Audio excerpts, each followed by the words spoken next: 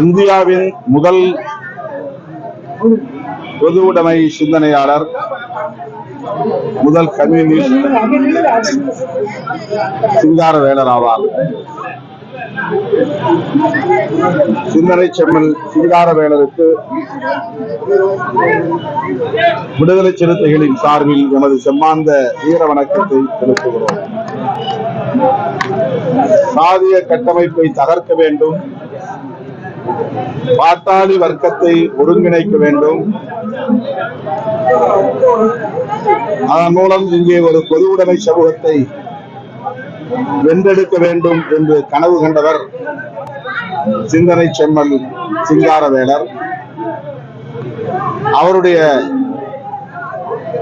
நினைவு நாளில் பிறந்த நாளில்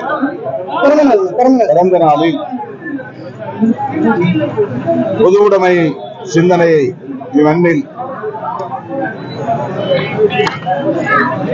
மென்மேலும் வளர்த்தெடுக்க, பாட்டாளி வர்க்கத்தை ஒருங்கிணைக்க, சாதியற்ற பொது உடைமை சமூகத்தை கட்டமைக்க விடுதலை சிறுத்தைகள் உறுதியேற்கிறோம். அனைத்து ஜனநாயக சக்திகளும் ஒருங்கிணைந்து இம்மண்ணில் தலை தூக்கி இருக்கிற சனாதனத்தை விரட்டியடிக்க உறுதியேற்க வேண்டும் என்றும் அறைகூவல் விடுக்கிறோம். வருகிற பிப்ரவரி 23 அன்று தமிழ்நாடு முழுவதும் அனைத்து மாவட்ட தலைநகரங்களிலும் ஒப்புகை சீட்டுடன் வாக்குப்பதிவு எந்திரத்தை பயன்படுத்த வேண்டும், இந்த நாடாளுமன்ற பொது தேர்தலில் என்கிற கோரிக்கையை வலியுறுத்தி தோழமை கட்சி தலைவர்களையும் ஒருங்கிணைத்து ஆர்ப்பாட்டம் நடத்த இருக்கிறோம். சென்னையில் நடைபெறும் ஆர்ப்பாட்டத்தில் நான் பங்கேற்கிறேன். மின்னணு வாக்குப்பதிவு எந்திரம் 100 விழுக்காடு விவிபேட் என்கிற ஒப்புகை சீட்டுடன் இணைக்கப்பட வேண்டும். வாக்காளர்கள் வாக்களித்த பின்னர் அந்த ஒப்புகை சீட்டை வாக்குப்பெட்டியில் போட்டு அதனை எண்ணி தேர்தல் முடிவை அறிவிக்க வேண்டும் என்று இந்தியா கூட்டணி ஏற்கனவே தீர்மானம் நிறைவேற்றியிருக்கிறது. அந்த தீர்மானத்தை வலியுறுத்தி விடுதலை சிறுத்தைகள் கட்சியின் சார்பில் பிப்ரவரி 23 அன்று அனைத்து மாவட்ட தலைநகரங்களிலும் ஆர்ப்பாட்டம் நடைபெறும். இவிஎம்ஐ முழுமையாக தடை செய்ய வேண்டும் என்கிற கோரிக்கை ஒரு புறம் இருக்கிறது. அதற்கு மாற்றாக பழைய பேலட் முறை, வாக்குச்சீட்டு முறை கொண்டு வர வேண்டும் என்ற கருத்தை பலர் முன்வைக்கிறார்கள்.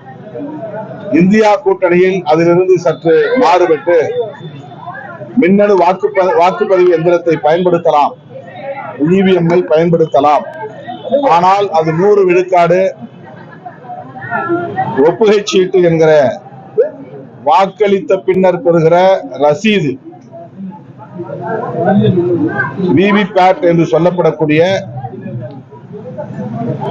ஒப்புகை சீட்டு எந்திரத்துடன் இணைக்கப்பட வேண்டும். அவ்வாறு இணைக்க பெற்று மின்னணு வாக்குப்பதிவு எந்திரத்தை பயன்படுத்தலாம் என்பது இந்தியா கூட்டணியின் ஆலோசனை. அதனை விடுதலை சிறுத்தைகள் கட்சி வலியுறுத்துகிறது. அதனை வலியுறுத்தி 23ஆம் தேதி ஆர்ப்பாட்டம். வட இந்திய மாநிலங்கள் முழுவதும் பாஜக வலுவாக இருக்கிறது என்ற ஒரு தோற்றத்தை, ஒரு மாய தோற்றத்தை அவர்கள் திரும்ப திரும்ப உருவாக்க பார்க்கிறார்கள். அதற்கு ராமர் பெயரை அவர்கள் பயன்படுத்துகிறார்கள், ராமர் கோவிலை பயன்படுத்துகிறார்கள். ஆனால் உண்மை நிலவரம் பாஜகவுக்கு எதிராக இருக்கிறது என்பதை உணர்த்தக்கூடிய போராட்டமாகத்தான் மீண்டும் விவசாயிகளின் போராட்டம் வெடித்திருக்கிறது. அந்த போராட்டத்தை நசுக்குவதற்கு பாஜக அரசு பல்வேறு முயற்சிகளை மேற்கொள்கிறது. ஆனாலும் அதனையெல்லாம் மீறி விவசாயிகளின் போராட்டம் ஒரு யுக புரட்சியாய் மாறி வருகிறது. அந்த போராட்டம் வெல்ல விடுதலை சிறுத்தைகள் கட்சி வாழ்த்துகிறது. இது போன்ற மூடத்தனத்தை உயர்த்தி பிடிக்கிற கும்பல் தான் சனாதன கும்பல். இது போன்ற தீட்டு கழிக்கும் மூட செயல்களை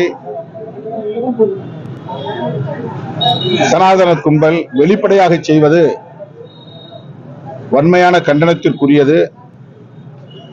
நாடு எங்கே போய்க் கொண்டிருக்கிறது என்பதை இதன் மூலம் நாட்டு மக்கள், உழைக்கிற மக்கள் புரிந்து கொள்ள வேண்டும். இவர்கள் மீண்டும் ஆட்சிக்கு வந்தால் இந்த நாட்டின் கதி என்ன ஆகும் என்பதை இது போன்ற செயல்களில் இருந்து அப்பாவி, ஏழை, எளிய, உழைக்கும் இந்து மக்கள் புரிந்து கொள்ள வேண்டும் என்று விடுதலை சிறுத்தைகள் கட்சி வேண்டுகோள் விடுக்கிறது. ஒரே நாடு ஒரே தேர்தல் கூடாது. அது அதிபர் ஆட்சி முறைக்கு வழிவகுக்கும். நாடாளுமன்ற ஜனநாயகத்தை முற்றாக சிதைத்துவிடும். அதன் மூலம் இந்திய அரசமைப்பு சட்டத்தை அவர்கள் நேர்த்து போக செய்வார்கள், அதனை தூக்கி எறிந்து விடுவார்கள் என்கிற அச்சம் மேலோங்கி இருக்கிறது. ஆகவே அதனை விடுதலை சிறுத்தைகள் கட்சி கடுமையாக எதிர்க்கிறது. நாளை ராம்நாத் கோவிந்த் அவர்களை நேரிலே டெல்லியில் சந்தித்து விடுதலை சிறுத்தைகள் கட்சியின் சார்பில் அந்த கோரிக்கை மனுவை மீண்டும் விரிவாக நாங்கள் தயாரித்திருக்கிறோம். அந்த கோரிக்கை மனுவை அவரிடத்தில் சமர்ப்பிக்க இருக்கிறோம்.